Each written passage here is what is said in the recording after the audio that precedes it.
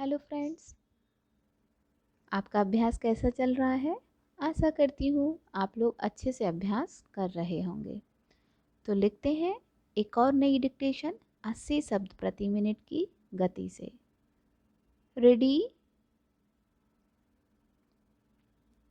Start.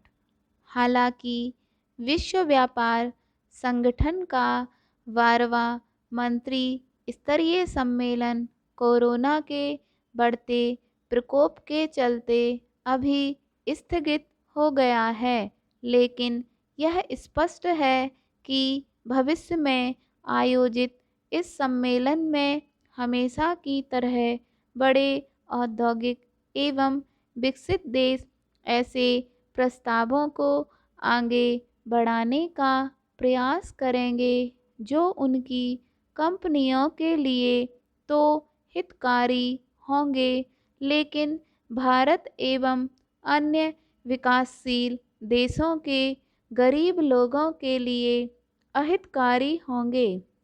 8 नवंबर को जारी दस्तावेज के अनुसार प्रस्ताव यह है कि गैर कानूनी, गैर सूचित और गैर विनियमित मछली पकड़ने के लिए दी जाने वाली सब्सिडी समाप्त कर दी जाए।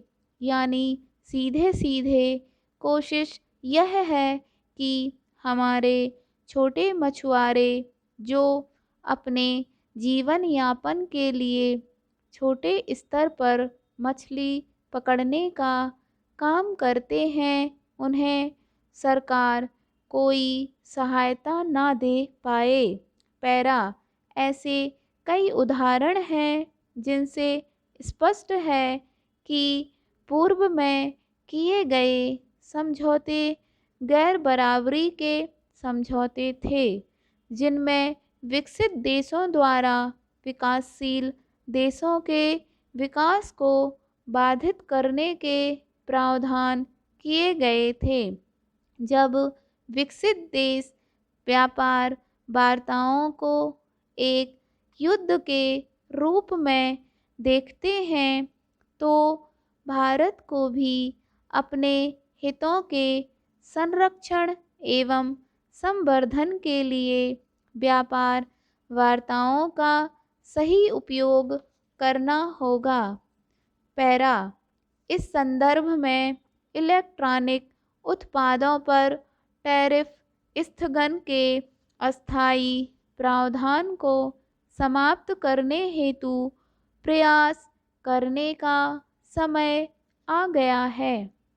गौरतलब है कि विश्व व्यापार संगठन के प्रारंभ के समय इलेक्ट्रॉनिक उत्पादों में व्यापार बहुत सीमित था।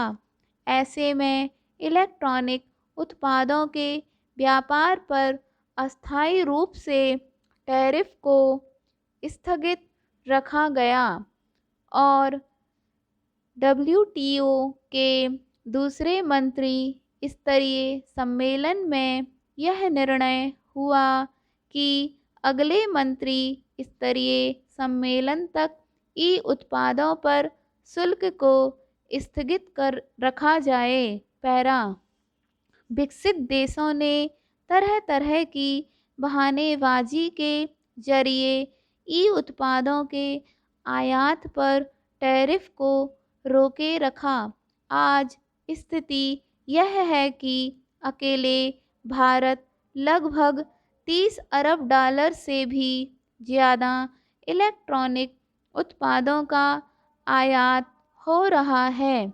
यानी यदि 10% भी टैरिफ लगाया जाए तो सरकार को 3 अरब डॉलर से ज़्यादा का राजस्व प्राप्त होगा।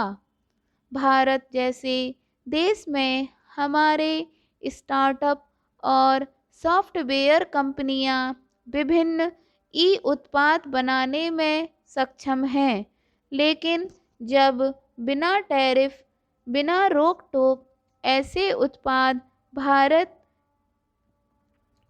आयात किए जाते हैं, तो देश में उनके उत्पादन के लिए कोई प्रोत्साहन ही नहीं रहता। सिर्फ अमेरिका ही नहीं बल्कि चीन भी इसका काफ़ी फ़ायदा उठा रहा है। आज उत्पाद के बदलते ढंग के चलते किसी वस्तु को विदेश से मंगाने के लिए उसे भौतिक आयात के बजाय 3D प्रिंटिंग के ज़रिए भी बनाया जा सकता है। स्टॉप।